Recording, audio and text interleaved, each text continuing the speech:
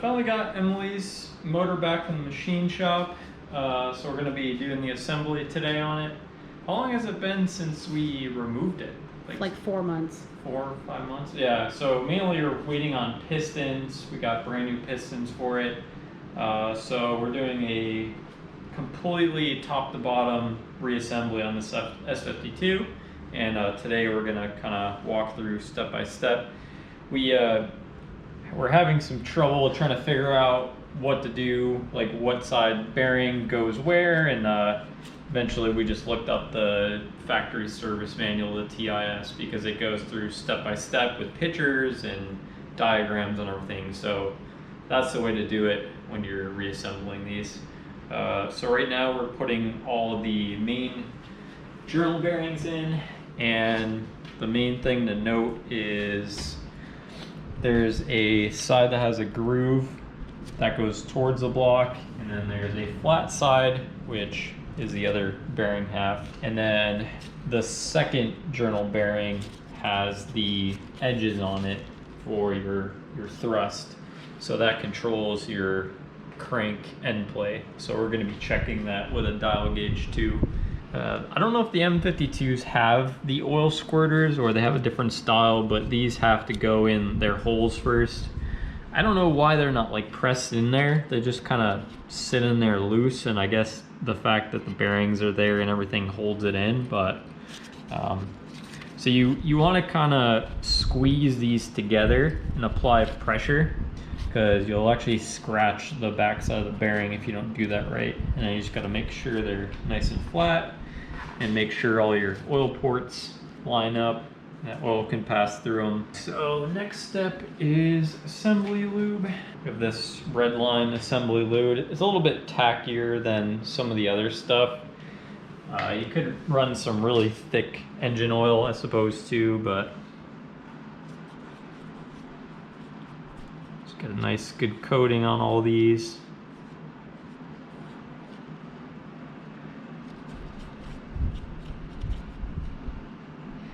Could use a brush too, I guess, but. And then you'll see when we drop the crank in that I'm gonna rotate it before I tighten anything down to make sure there's no binding or any issues going on with that.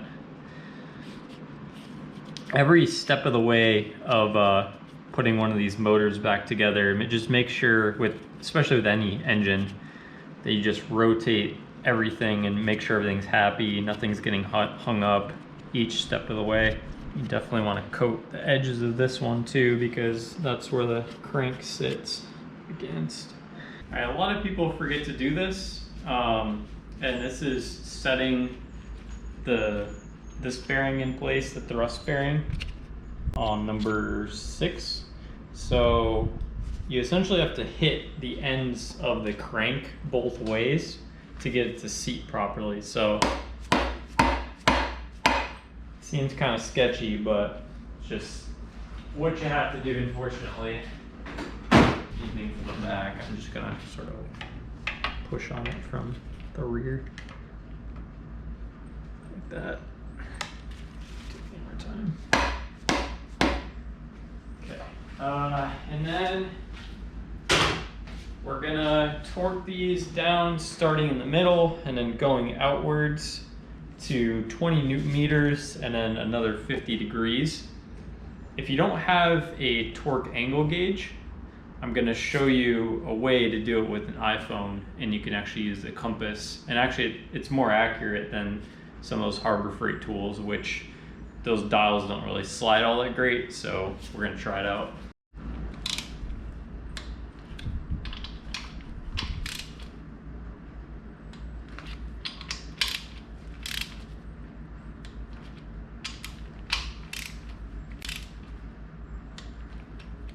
We have a nicer torque wrench, but it doesn't go down to 20 Newton meters. Wonderful. These matter about torque angle more than anything, so. And then this is for the oil pickup tube, so just make sure you remember to put that on. Ooh, yeah, why is that bent so much? That's almost touching the crank. That's not good. Need to adjust that, I think. Okay, we bent that bracket back and it's got a lot more clearance now, so one more time. Pretty good. Doesn't feel like it's getting hung up or anything. It's spinning freely. All right, so we have the compass app on the iPhone. I'm sure Androids have something similar. So we're starting this phone at 0 degrees north, and when you click on it, it resets the position and kind of tells you how many degrees you've gone from your initial starting point. So if we need to go another 50 degrees of torque angle, we would just keep rotating this until you're at 50.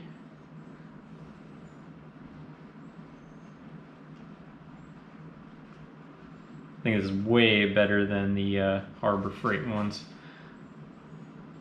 So that's it. It might be tough to see, but this is a dial gauge and it reads in thousandths of an inch. So what I'm gonna do is set this, wherever this lands, back to 0. And then, normally you'd wanna measure this in tenths, but this thousandths is a little bit overkill for this job. But so what I'm gonna do now, if you wanna video this part, I'm just gonna pry on the crank from the back, and then we're gonna look at the dial indicator. So put it back on there. Hopefully it focuses, and you see this move 3 thousandths of an inch. So we looked at the spec.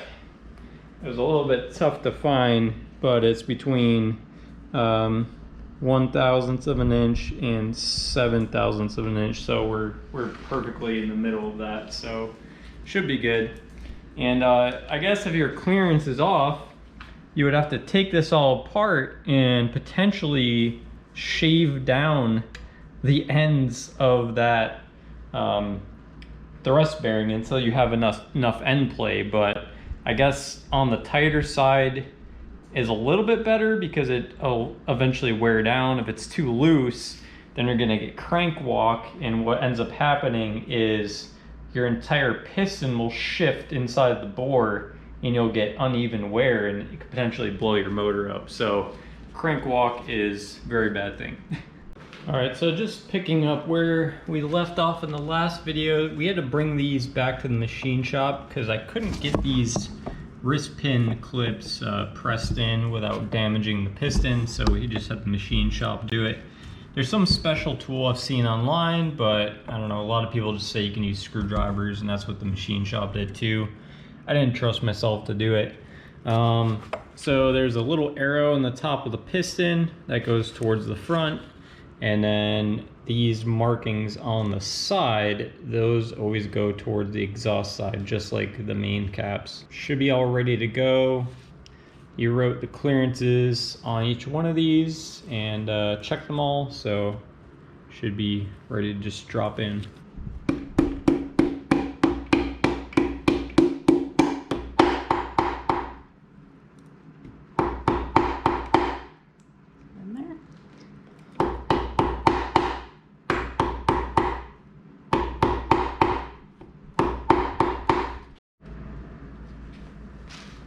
Pretty crimped down. Yeah.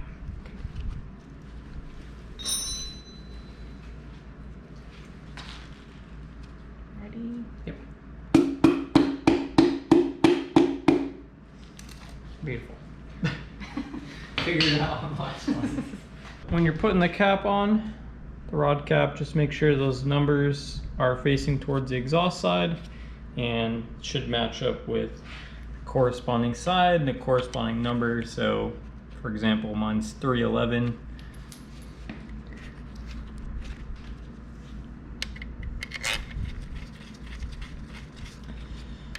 And then the torque specs are 20 Newton meters plus 70 degree. This is another torque angle, so using that little iPhone compass app, we're just torquing those down. So that'd be 15 foot-pounds, the initial torque, just to get them snug, and then plus 70 degrees.